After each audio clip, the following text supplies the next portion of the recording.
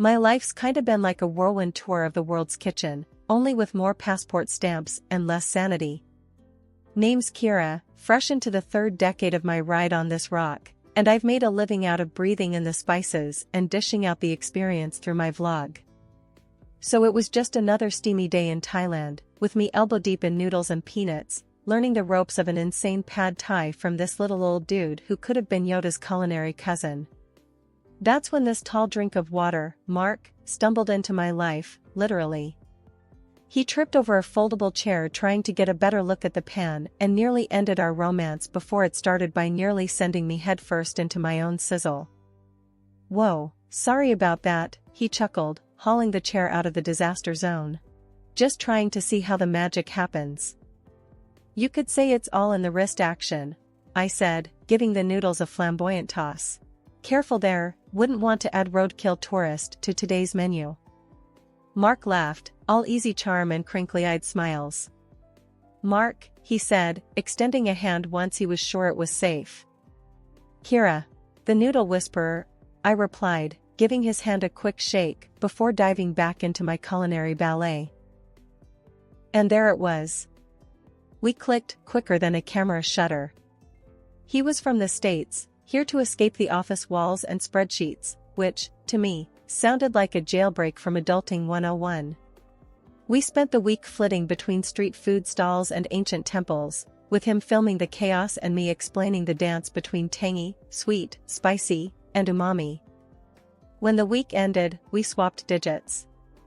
Said our see you laters, 'cause goodbyes were for people who had less faith in cheap international texting plans. Months sped past like high-speed train rides, nights spent spilling our thoughts via texts that turned into calls that turned into video chats. Then one day, he just showed up at my doorstep with a ring and a question. We tied the knot 6 months later. Yeah, just like that. Bam. Married. Things took a nosedive after a while. Forget the lovey-dovey honeymoon phase, it was like we'd skipped straight to bickering old couple mode. I'd be coming home from some corner of the world, my brain still buzzing with the new flavors and faces I'd met, and all Mark could do was hassle me about not being normal. You know what a normal wife does, Kira? That's how he'd start, every single time. She cooks, she cleans, she doesn't jet off every other week. Sitting there at the kitchen table, I'd toss my stuff down and give him a look. Seriously, Mark? You think I just flit around for kicks? This is work. My work. To him, it was like my job was make-believe. Work? You think filming some street food and yapping about it online is work? Get real. Get a proper job. Each word stung. It pays, doesn't it? I'd shoot back. But that was never enough. Once, I was up against a deadline, videos needed cutting, articles needed writing, and guess what? Mark barged into the office and dropped a bomb. The house is a mess, Kira. When you gonna clean up? I couldn't believe my ears. You've got hands, Mark. Use 'em. Defying him only cranked his gears worse. What, and let you loaf around editing videos all day? Is that what you call pulling your weight? Freeloader. That's what he called me. In our own home. I'm out there busting my tail to bring home the bacon, I told him, standing my ground. And this freeloader you're talking to just paid off the last of your student loans with her hobby. But it was like talking to a brick wall. All he saw was a wife who wasn't fitting his mold, who wasn't, I don't know, June Cleaver or somebody. And the worst part? Instead of getting it through his thick skull that we were partners in this, he doubled down. Why don't you make something of yourself, huh? He'd sneer. Get a job with a desk, something steady. I am making something of myself. I shouted, slammed my laptop shut so hard I'm surprised it didn't break. You think it's not a real job because I'm not miserable like you?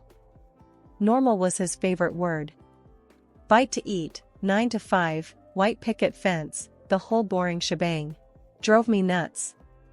But as for me, I wasn't about to let go of my passport or my dreams, no matter what he thought a wife should be.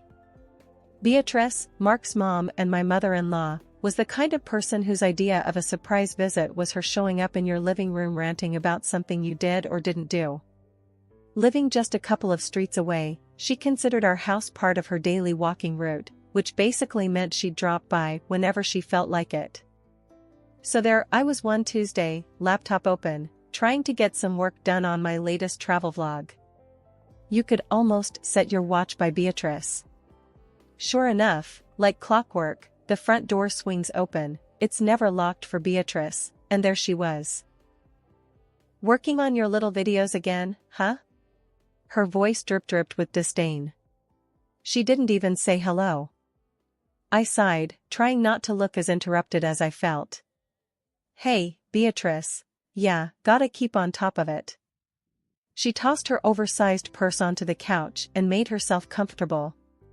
"You know, when I was your age, I was raising kids, keeping a spick-and-span house. Didn't have time for hobbies." Her words plucked at my already frayed nerves. "It's not a hobby, Beatrice. This is my job." Beatrice snorted as she peered over her glasses, which she only wore to make a point. "Call it what you want. When's the last time you cooked your husband a proper dinner? Or are you too busy working on these little trip films?" I bristled. She knew how to hit where it hurt. "Mark eats just fine. I don't hear him complaining." "Oh, he complains, all right. Just not to you." She smirked and picked at a non-existent speck of dust on her trousers. I wanted to scream. Instead, I shut my laptop, a little too hard, and stood up. "I'm right here, Beatrice. And I'm working. Bringing in money. Isn't that important too?" She huffed, getting up. "Well, if you won't listen to me, maybe you'll listen to the pastor. We're having dinner tonight, and he'll set you straight." I was dumbfounded. "Dinner? Tonight? Beatrice, I have deadlines." "Not anymore. You can put off your deadlines to save your marriage. I've seen the signs, Kira. It's now or never." Fuming, I barely managed to keep a civil tone. "Fine. But this is our life, not just mine or Mark's. Don't you forget that." Beatrice smirked, triumphant. "We'll see," she said, and plucked her purse up again. 6 o'clock. And wear something nice for a change. After the door clicked shut, the silence thudded in my ears like the after-ringing of a bell. So much for a quiet workday at home. Now I had to deal with a dinner ambush and a pastor mediating my marriage? Great, just great. Cooking had always been my kind of therapy, mixing flavors like I mixed colors on a canvas.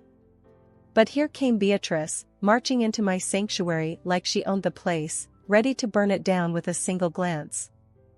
That Thursday, I was in the zone, chopping vegetables for a stir-fry, another recipe I'd picked up from my travels. The door flew open and Beatrice waltzed in, all frowns and scowls. "What's that smell?" was the greeting I got. No hello, as usual. I kept the irritation out of my voice, doing my best to stay polite. "Stir-fry. It's a recipe from Thailand," I replied, hoping she'd just sit down and maybe, just maybe, keep her opinions to herself for once. But no dice. "Can't you make anything normal? Real food?" Beatrice scoffed, planting her hands on her hips. I could feel the anger bunched up at the base of my throat, but I swallowed it down, trying to preserve some peace. "I just thought we'd try something new," I said. Mark poked at the food with a fork like he was testing if a piece of roadkill was ready to be scraped off the pavement. "New? I've seen better-looking garbage." "You tell her, Mark," Beatrice egged him on, her arms crossed over her chest. "Yeah, Kira, stick to what you know, which isn't much," he chuckled. His mom laughed along, slapping him playfully on the arm. I felt my cheeks burning up. This was too much, even for me. But before I could come up with anything to say, Beatrice grabbed the skillet from the stove. "Don't waste our time with this garbage," she hurled the contents of the skillet into the trash can. The room fell silent except for the hiss of leftover heat on the empty pan. I stood there, frozen, trying to wrap my head around the fact that the meal I had spent the last hour preparing was now mixed in with coffee grounds and eggshells. My effort to please, to do something different, felt foolish now. I looked at the trash, and I could feel every cruel word and snide remark they ever threw at me sticking to my skin. I couldn't even be mad anymore, it felt pointless. I started to clean up, my movements automatic. The kitchen felt colder now. I knew I should be angry, I should scream or cry or something to show them this wasn't okay. But instead, I just moved quietly, picking up the pieces of my failed attempt at dinner, at trying something, anything, to make this life I was living feel like it had a bit of me in it. The day had heated up more than the forecast said. It was Beatrice's birthday, and against my better judgment, I had gone and got her something special. Wrapped the gift myself, this mirror from Morocco, all hand-painted tiles and real craftsmanship. I thought she might appreciate something unique, something not from the department store clearance shelf. So what did you get her? Mark eyed me as he sprawled over the couch like some lazy cat. Something nice? I said, my hands tweaking the bow on the package, trying to smooth down my rising nerves. He chuckled. You're nice, and her nice ain't the same, Kira.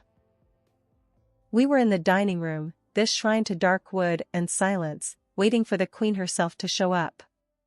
I heard her before I saw her, that voice curdling the air. Mark, what's the hold-up? There's cake waiting.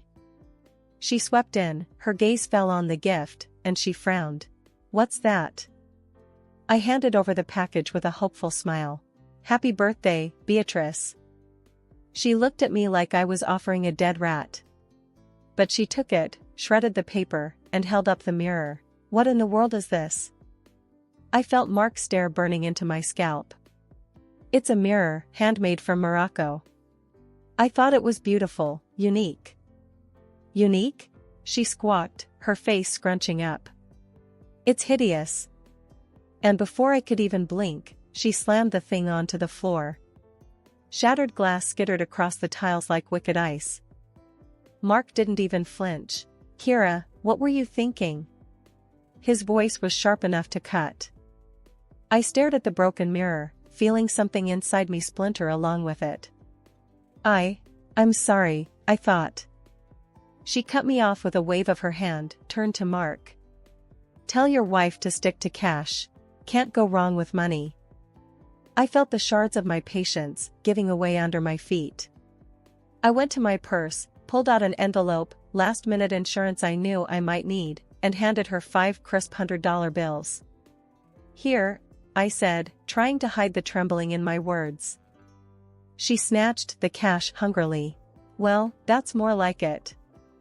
Mark walked over, swept a piece of broken mirror with his shoe, looking at me like I was the mess he had to clean up. Next time, just ask me what to get her, he snapped. I dumped the shards into the bin, listening to them tinkle like a chandelier in a quake. A quieter, angrier part of me wished I could tell her exactly where she could stick her money, but instead, I quietly wrapped her cake slices, got through the day without another word. As the hours lurched by, the house filled with the laughter and chitter of guests, all of them ignoring the tense undercurrent that was me and them. I handed out drinks, laughed when expected, and played the part of the devoted wife and daughter-in-law. That evening I sat on the edge of the bathtub, staring at my reflection in the smaller, unbroken mirror there. If only I could buy something to fix what was broken inside, I thought. The silent room seemed to agree, and for a long time, it was the most understanding company I had. The wheels of my suitcase dragged a rhythmic clunking over the joints in the sidewalk as I walked up to my front door. I'd just gotten back from Greece. I was there for a shoot, for weeks of filming and a slice of freedom that I didn't know I was starving for until I tasted it. My keys seemed to jangle extra loud as I fitted them into the lock and swung the door open. What hit me wasn't the smell of the house or the stack of unopened mail. It was Beatrice, planted in the middle of the living room, bags piled at her feet like she'd just claimed a spot on the subway. I'm moving in. she declared, her voice brooking no argument. I felt my exhaustion evaporate into a tight ball of anxiety in my chest. What? Why? She eyed me like I was being thick on purpose. Rent's killing me, and since you're never around, it makes sense. I'll take the guest room. This was the worst kind of surprise, the kind that didn't bring any joy, just a heavy weight. I looked to Mark, seeking an ally, but his face was set in stone. Yeah, Kira, why the hell not? Makes sense to me, Mark said. I heard in his voice the finality of a door slamming shut. But, Mark, He cut me off with a sharp wave of his hand. Don't start. You've been freeloading off my space for years. The word stung, like rubbing alcohol on a fresh cut. That's when my hand dove into my bag, rummaging past the trinkets and memories of Greece until my fingers wrapped around the envelope, the one I kept tucked away for moments impossible to predict. I slapped the divorce papers on the coffee table between us. They seemed to hover for a second before landing, a soft sweep in the tense air. I want a divorce. For a moment, Mark just stared, and the only sound was Beatrice's slow inhale as if she was about to dive underwater. He picked up the papers, and I braced myself for yelling, for pleading, anything. But without saying a word, he scrawled his name across the bottom and tossed them back at me like they were a takeout menu he didn't want. Beatrice, her eyes gleaming like when she found $50 in a coat pocket, actually clapped. It's about time. I looked between the two of them, this pair that was supposed to be my family, and I felt nothing but the need to fill up my lungs. I didn't belong here, maybe I never did. With one last look at the shell of what used to be my life, I grabbed my suitcase. Where you going, Kira? Mark's voice was a dull blade, not cutting enough to hurt anymore. Anywhere but here. My voice came out steadier than I felt. There were no goodbyes, just the click of the door behind me, a soft punctuation mark on the end of a very long, very tiring sentence. It's strange how life can do a 180 when you're least expecting it. A few months since the divorce and life settled into a new kind of normal. My apartment might have been smaller than the house, but it was mine. I was in the middle of a tea brewing ritual that had become my new little evening piece when there was a knock at the door. I opened the door, and there they were, Mark and Beatrice. Like they'd just been out for a walk and decided to stop by. We saw your TV show, Mark said, shoving his hands into his pockets, a sheepish grin smeared across his face like a kid caught with his hand in the cookie jar. Beatrice just stood there, a forced smile stretching her lips tight. Yeah? I said, nursing my mug, not stepping aside to let them in. You watching TV together now? You're doing well, huh? Beatrice chimed in, peering over Mark's shoulder to get a look inside the apartment. I leaned against the door frame, taking a slow sip, feeling the heat of the tea and the situation.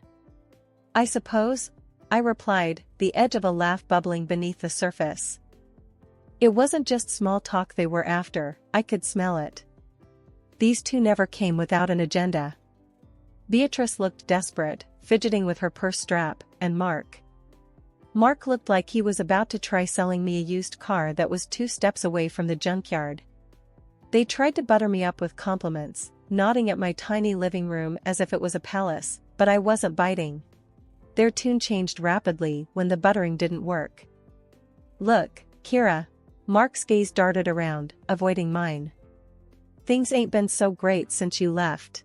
Financially, I mean. I raised an eyebrow. Is that right? And it's not just about money, Beatrice piped up. It's lonely. We miss you. I couldn't help it then, I laughed. It was dry and had the edge of years of bottled-up frustrations behind it. You miss me? Well, that's a neat trick. Mark's face flushed a shade of guilt so vivid I almost felt sorry for him. Almost. We just thought, maybe we could start over. I leaned closer, making sure they could see the lack of sympathy in my eyes. You thought wrong. I've moved on, and this? I paused, gesturing to the space between us with my mug. This is me being happy. Without the drama, without the mess. You two were the best bad decision I ever walked away from. Beatrice's mouth snapped shut, her face folding into a scowl. Mark just stood there like I'd slapped him across the face. They didn't say anything more, they didn't have to. As they turned away, their shoulders slumped, the door closed with a soft click and I was alone again, my heart pounding a victory march. I turned, pressing my back against the door, sliding down till I was sitting with the mug held loosely in my grip, my laughter ringing out, clear and loud in the empty apartment. Turning the tables never felt so good. My life's totally flipped since the show took off. People can't seem to get enough of me eating my way through the most out-of-way places and bringing back killer recipes. I guess it's true what they say, everyone loves a good comeback story, and mine's being served up nice and spicy. As I sat scrolling through my socials, watching the follower count tick up like it's got somewhere to be, my doorbell rings. Who could that be? I haven't ordered takeout.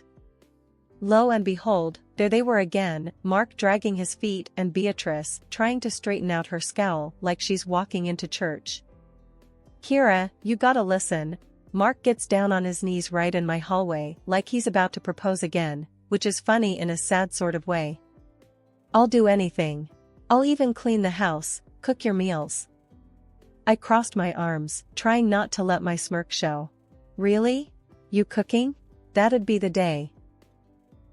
And Beatrice, oh, she's got this look like she just ate something sour. Kira, the show's great and all, but family's family. I let out a little chuckle. Oh, I know about family all right. And mine just got a whole lot bigger, a couple million online. They blinked at me, not quite getting it, so I spelled it out. My followers, Mark. They're my family now. And they seem to appreciate me a whole lot more. Beatrice piped up again, with her hands fidgeting like she's trying to pull words out of the air. Kira, we just didn't realize. I cut her off with a little wave of my hand. Save it. I've heard enough. Did I ever tell you about that mirror from Morocco, Beatrice, the one I gave you for your birthday? They both looked at me, puzzled, like two kids who can't remember if they fed the dog. You broke it, threw it on the floor, I reminded her. Beatrice's face fell. Oh, that old thing? I nodded, casual-like. Worth thousands, that old thing. But you wouldn't know value if it bit you in the butt. I swear, you could almost see the cogs turning in their heads as they put two and two together, finally understanding the score. Mark found his feet again, stammering, but we didn't know. Kira, please. I raised a hand to stop him. I've always had money, even when you thought I was down and out. And now, my little TV venture's making sure I've got more than I know what to do with. Mark looked like he was about to pass out, and Beatrice, she was muttering under her breath, something about not knowing. I walked to the door, opened it wide, and stood there. Here's how it's going to be. You two will turn around, walk out of my life, and never come back. I don't need your drama, I've got my own show for that. They didn't move, just stood there gobsmacked. So, I made it real simple for them. Out. Now. And don't bother me again. I got recipes to try and places to see, and none of them include you. Shutting the door behind them, I felt the weight of the world lift off my shoulders. I went back to my kitchen, to my little empire of spices and sauces, to the future I was cooking up one dish at a time. I wasn't really mad, just done. Done with their begging, done with their games, done with anything that didn't smell like success. Or my next big meal. It felt good. No, it felt great. I glanced at my phone again, another 100 followers since I last checked. Yeah, I think I'll be alright.